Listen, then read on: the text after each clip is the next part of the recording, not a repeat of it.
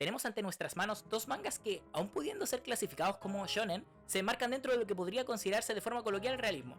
Rurouni Kenshin de Naohiro Watsuki y Vagabond de Takehiko Ino. ¿Por qué realismo?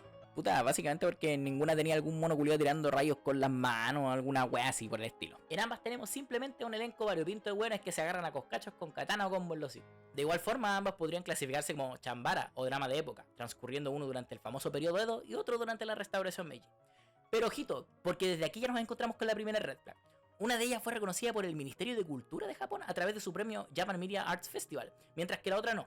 O sea, bueno, literalmente el manga, basado en la figura histórica real de Musashi Miyamoto, llegó a ser tan importante que el mismísimo Ministerio de Cultura llegó a considerarlo una pieza digna de reconocimiento. ¿Habrá tenido esto algo que ver con su grado de realismo, su nivel de detalle a la hora de dibujar fondos, ropajes, biomas o ceñirse a los rasgos socioculturales propios del periodo? Puta, lo dudo mucho de una ceremonia que llegó a reconocer con el premio a la excelencia a un manga en donde un tipo rompe la escotilla de un avión con la punta del pico, provocando la muerte de todos sus tripulantes. Y que en todo caso también tiene como una sección para premiar juegos y en ella premió al WarioWare, así como no sé, su relevancia histórico-cultural, no sé. Pero mira, más allá de lo que pueda opinar este jurado, no estaría incurriendo en ningún disparate al decir que Vagabond tiene, a ojos de lector intuitivo, una tendencia un poco más cercana al realismo que Rurouni Kenshin. Sea porque efectivamente sus ilustraciones son muchísimo más detalladas, menos kawaii, o porque, salvo uno que otro panel, adolece en gran medida de los famosos dibujitos chibi, que pululan en mucha mayor proporción en su contraparte protagonizada por el Batosai. Pero llegar a esta conclusión, es decir, que, en resumen, los dibujos de uno son más detallados y menos caricaturescos, no basta para determinar el grado de realismo de una frente a otra, porque ¿es realmente lo caricaturesco sinónimo de fantasioso? Tomemos como ejemplo el caso de mi experiencia lesbiana con la soledad, que un nombre culiado más largo. En este one shot de corte biográfico nos topamos con la protagonista de una de esas típicas narraciones sin trama en las que todas las cartas se juegan en caracterizar al personaje para luego dejarlo a la deriva, sin ningún objetivo o historia que sirva de cauce para la expresión de sus rasgos de personalidad o evolución en el tiempo, más allá de uno que otro acontecimiento anecdótico que nos sirva de gancho.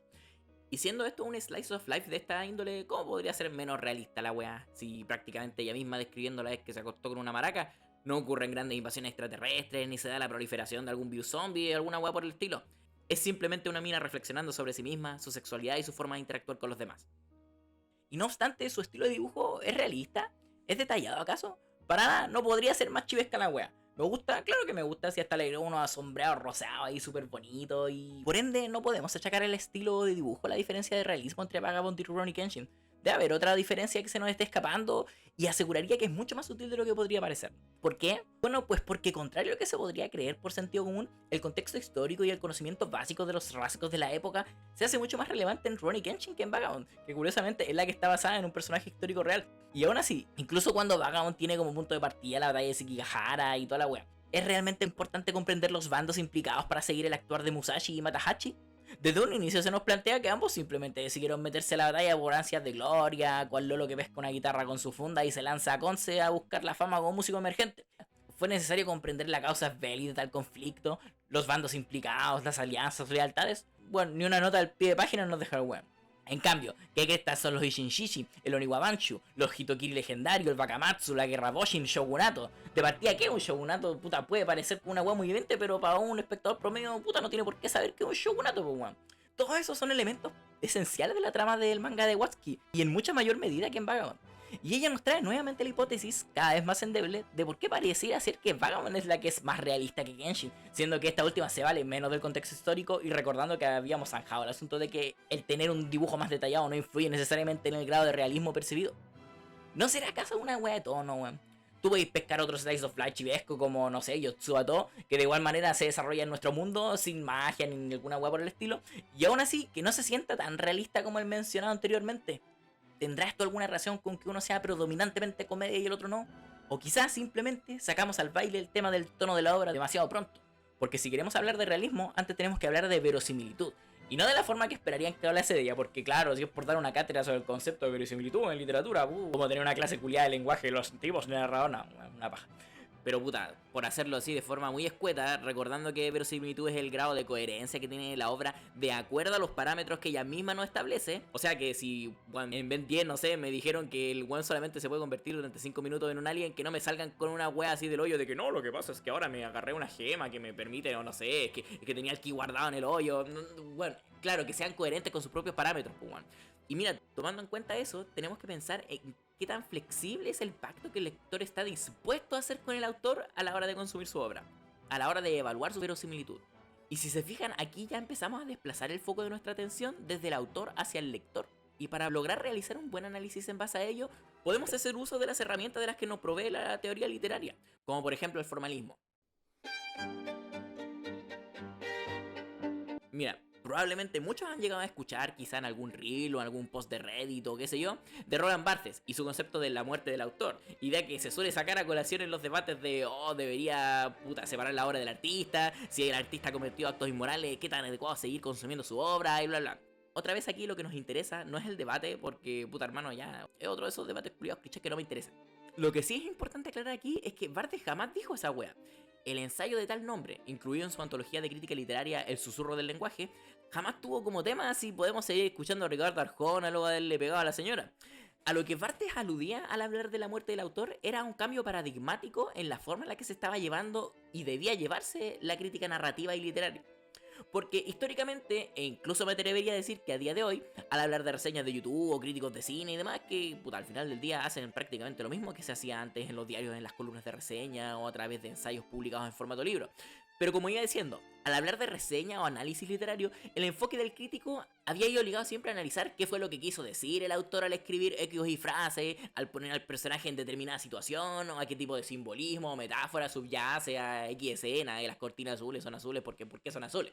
Siempre todo relacionado con lo que el autor había querido decir y cómo llegó a tener esas ideas. El crítico no se contentaba con leer a Mary Shelley y ver en su Frankenstein una advertencia contra los peligros del desarrollo tecnológico descontrolado. No, es que la wea tenía que ser alguna manifestación de las condiciones de la época, de la Inglaterra victoriana, el rol de la mujer en la sociedad, su posición como alma torturada. Bueno, así siempre se buscó estudiar el contexto histórico y aplicar la exégesis para interpretar las obras narrativas. Hasta que llega Barthes y dice, ¿sabes qué, hermano? Muy pulento, muy bacán preocuparse de cómo influyó el contexto histórico y cómo los traumas de la infancia le dieron vida a Popeye el Marino y wea. Pero mira, ¿no sería un poquito más interesante si nos preocupáramos por lo que produce la obra en el lector? ¿Desplazar ese foco de interés de quien escribe a quien le da vida, décadas o siglos después a las palabras? ¿Y por qué estas tienen un efecto u otro? Sabemos que un pasaje puede hacernos sentir solemnidad, risa o melancolía, pero ¿por qué técnicamente hablando? ¿Qué sintaxis se suele utilizar para provocar risa? ¿Paratáctica, hipotáctica? ¿Por qué el lector no percibe el mismo tono al leer el artículo 185 del Código Penal que al leer el manual de una guaflera? Y ese era el verdadero sentido del ensayo, sacar a relucir lo que fue el formalismo dentro de los círculos académicos. Algo que eventualmente tendría una repercusión crucial en todas las ciencias sociales de aquí, del estructuralismo, toda esa wea, pero bueno, ya eso es como paja de otro costal, como dicen por ahí.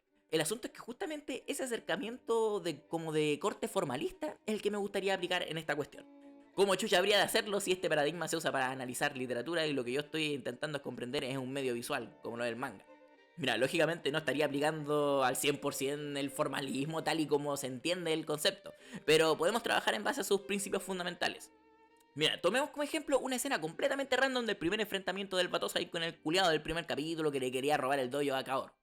Si tomásemos un acercamiento más convencional para analizar la escena, probablemente apelaríamos a que el conflicto está bien construido, a que sirve a nivel narrativo para exponernos el lugar de los personajes en la historia, la personalidad obstinada de Kaoru y la gentil y honorable de Kenshin. Pero eso es lo que menos nos importa de estos paneles. ¿Saben qué es lo que sí me importa? Ese tremendo salto culiado que pegó Kenshin de forma completamente repentina para evitar el ataque de su adversario y aceptarle el pencazo con la Sakabato.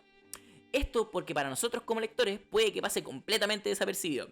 Es de hecho muy poco probable que habiendo leído esta escena nos hayamos detenido a pensar, oye, pero el Kenshin no es un ser humano común y corriente. O sea, claro, el culiado seco con la espada, se pitió a cientos de weones y la wea. Pero no se supone que sigue siendo un ser humano al fin y al cabo, que no tiene ningún tipo de poder especial que emane de su aura o energía alquímica o cualquier wea que se le ocurra para excusarlo y que es simplemente un cabro bueno con la espada. Entonces, ¿cómo chucha es posible que el one se pegue un salto de 3 metros de altura en vertical sin echarse virada y que lo dé a una velocidad tal que su oponente ni siquiera sea capaz de darse cuenta de lo que hizo hasta que está encima de él? El actual récord mundial oficial, según la página Records Guinness, para el salto en vertical más alto registrado, lo ostenta Darius Clark, un socio que, aun considerando lo impresionante de su proeza, llegó apenas hasta el metro 27. Bastante lejos de los 3 metros que por lo menos debió sortear Kenshin al saltar en esta escena, recordando que con anterioridad se nos menciona que el impostor mide 1,92 m. Ahora claro, se podrá objetar que puta, el hecho de que no existan registros a día de hoy de que un buen haya logrado saltar tan alto no significa que no pueda llegar a existir uno, que siempre se cree que algo es imposible hasta que llega alguien y lo hace, o que justamente por el hecho de que es capaz de hacer weas legendarias es que se considera como una figura legendaria, el Hitokiri Batosai, figura mítica del Bakamatsu, y que si no hubiese sido capaz de realizar proezas legendarias no tendría ningún sentido atribuirle el carácter legendario, weón. Pero a esa objeción respondería que ni siquiera es del todo relevante que me lo saquen a colación. Pues el punto aquí no es si a nivel narrativo es o no capaz Kenshin de realizar tal salto, sino de qué tan dispuestos estamos nosotros como lectores a tragarnos ese tipo de acontecimientos. Y aquí es donde nos surge una noción interesante, pues como dije anteriormente, para el lector que ya se había inmiscuido en el consumo de este manga, lo más probable es que ni siquiera le importase el temita del salto o de las muchas otras escenas, porque el one sabría, por lo menos de forma intuitiva, que todas estas escenas están estilizadas, que no debemos tomárnoslas de forma 100% literal. Esto es una concesión implícita que nosotros hacemos como lectores, o espectadores en el caso de estar viendo el anime, y que es un favor que otorgamos en base a nuestras propias expectativas. Expectativas que irán de la mano con el medio en que se nos presente la obra y que tan familiarizados estemos con él. Puta, nosotros como lectores de manga, bueno, que se dan la paja de buscar una viñeta fotocopiada y de mala calidad en muchas ocasiones y verla en una pantalla que no está hecha para eso, ya desde ese momento venimos con una predisposición a aceptar con cierta laxitud escenas de batalla, expresiones caricaturescas y demás, pues comprendemos que el manga y el anime son medios en los que el movimiento y las expresiones se estilizan para crear un determinado efecto en el receptor. Mi punto queda mucho más patente al fijarnos en otra escena, por ejemplo en donde Sanosuke y Kaoru le pegan un combo a Yahiko por decir alguna wea desubicada, que es típica expresión de manga, así como que, no, ay Nessa, me caí en tus tetas, no sé.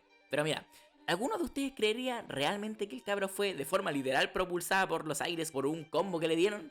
Obviamente no, porque sabemos que esto es solo un chiste del autor, materializado en forma de caricatura dada la naturaleza del medio en que se expresa. Y ahora es que viene lo realmente curioso, pues esta indulgencia que nosotros concedemos no la concede todo el mundo. Quienes ya llegaron hasta esta parte del video probablemente sean un grupo bastante reducido de buenos nerds a los que les gusta este tipo de narrativa. Siendo adultos no tienen ningún problema para leerse El Internauta o La Planète Sauvage. Pero esto no ocurre con el espectador promedio, el normie, si así quieren llamarlo. El lector casual, como lo podría hacer la abuela que me corta el pelo por los módulos de 21 de mayo, rehuirá con vehemencia este tipo de literatura. En primera instancia por prejuicio, ya sabemos del prejuicio de ver todo este tipo de cosas como entretenimiento para niños.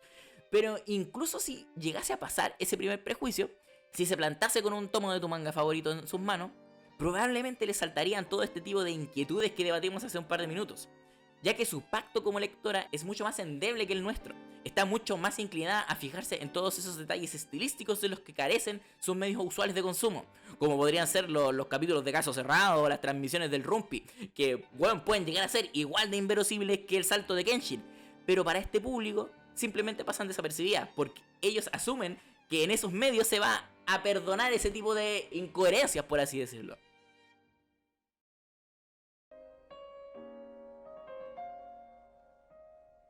Llegados a este punto, necesitamos retomar nuestra hipótesis inicial. Lo haga decir porque parece ser que Vagabond es más realista que Kenshin. Y sí, es posible que la estilización de la que tanto hablábamos sea uno de los principales motivos. Que Kenshin, como otros shonen, se toman la libertad creativa para estilizar acontecimientos que, de no ser porque sabemos que estamos leyendo un manga, consideraríamos inverosímiles. Pero la verdad es que cada día se va dejando más de lado esa fijación por lo estrictamente apegado a la realidad. Basta ver el reciente éxito crítico de obras como Poor Things o La Sustancia para comprender que la teatralidad es un elemento completamente válido en narrativa y que no todo debe ser 100% realista en el sentido coloquial de la palabra. Por algo estamos apreciando un objeto artístico y no un metraje clínico o un documental o no sé, alguna pieza de evidencia para presentar ante un tribunal. Lo único que un buen escritor debe tomar realmente en cuenta al preocuparse de la verosimilitud es de la concordancia psicológica de sus personajes y las dinámicas que derivan de sus interacciones. Mientras un personaje y su forma de ser, pensar y actuar sean verosímiles, da exactamente lo mismo si es técnicamente posible que Buster Scruggs alguna vez haya recibido un balazo en la cuesca.